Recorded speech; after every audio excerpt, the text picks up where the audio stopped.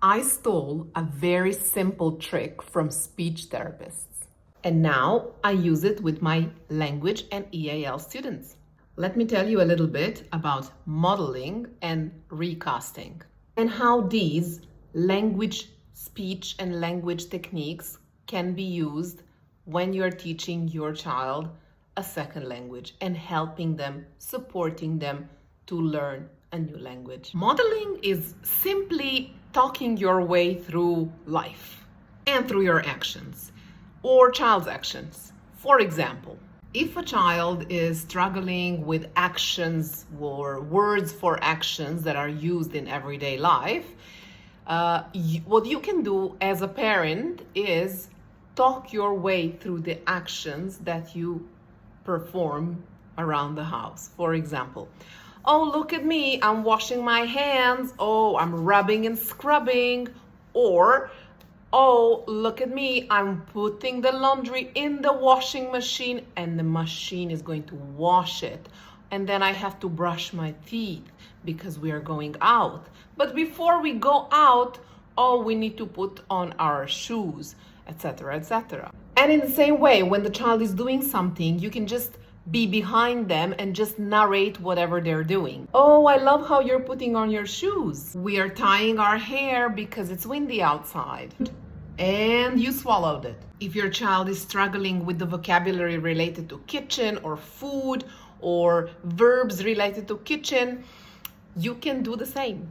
Just get them involved while you're doing something, or very often we have children by our side when we do something in the kitchen. So simply just tell them everything that you do in the kitchen. To make pancakes, we need eggs, we need sugar, we need flour. Put the egg and then whisk. Also, I have to add something here, and that is not to expect your child to use the vocabulary after being modeled. Model the language with no expectations. While you're modeling, your child is absorbing the language, and they need to hear the word several times, many times sometimes, in order to start using it. In this way, they consolidate their vocabulary and they transfer it from passive vocabulary, which is the receptive one, to the active one, or the expressive vocabulary. In other words, be patient and consistent. Keep using it and give your child a time to start using these words. And what about recasting? When we recast, we actually repeat the sentence that contains an error in child's speech in a correct way. Now, recasting needs to be done in a specific way.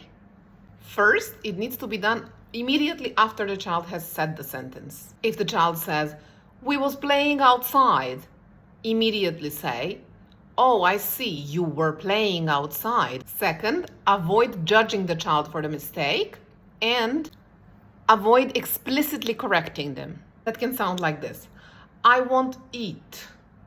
"Oh, you want to eat. I want to eat as well. Do you want to eat?" And this is what recasting is not and should not be used when you teach your child a language and you model it in a right way. I want eat.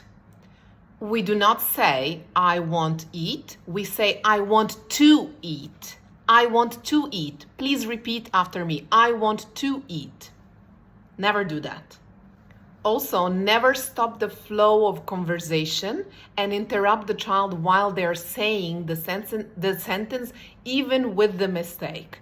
Wait for them to finish and then recast it. So say it in a correct way, with showing no negative emotions or disapproval towards the mistake. That way you keep the confidence in child high and you still model the right language. I really hope this helps.